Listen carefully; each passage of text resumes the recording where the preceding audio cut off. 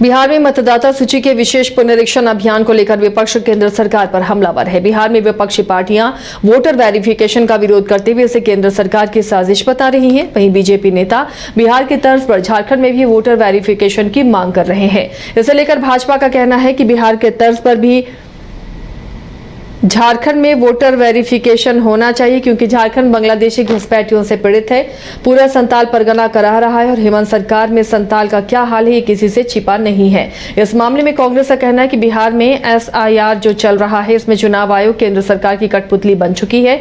बिहार में voter verification कर लगभग 2 से 2.5 करोड़ वोट काटकर भाजपा अपने वोटर को बरकरार रखने का प्रयास कर रही है, लेकिन इस चाल को राहुल गांधी और तमाम राजनीतिक दल किसी भी कीमत में बर्दाश्त नहीं करेंगे।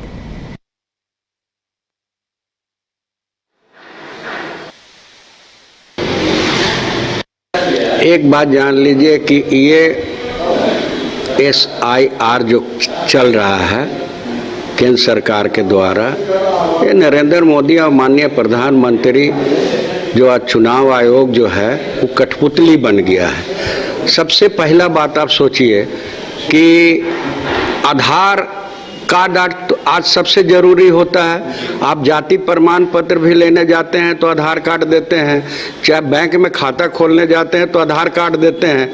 लेकिन स्पेशल वेरिफिकेशन जो चल रहा है उसमें 11 को जो दिया गया है उसमें आधार कार्ड को नहीं दिया है, राशन कार्ड को नहीं दिया है, जॉब कार्ड को नहीं दिया है और SIR करवा रहे हैं।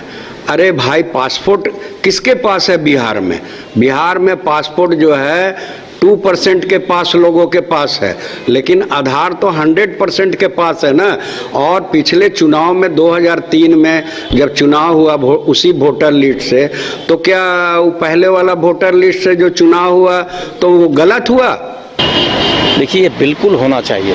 देश आज बड़े ही विकट परिस्थिति के दौर से गुजर रहा है और ये पुनरीक्षण वाला विषय ये बहुत पहले से उठ रहा है, क्योंकि ये देश के आंतरिक सुरक्षा का विषय है। और देश का इंटरनल सिक्योरिटी जब खतरे में पड़ जाता है तो ये सब संवैधानिक संस्थाओं को काम करना ही पड़ता है। और खासकर झारखंड तो बांग्लादेशी घुसपैठियों से पीड़ित है, पूरा संथाल परगना करा रहा है। ये सरकार अपनी ये 6 साल और ये 7वां साल में घुस चुकी है। हेमंत सोरेन की जो सरकार है, पूर्ववर्ती सरकार और अभी वर्तमान सरकार उन्हीं की है। और इस सरकार में संथाल परगना की क्या हाल हुई है किसी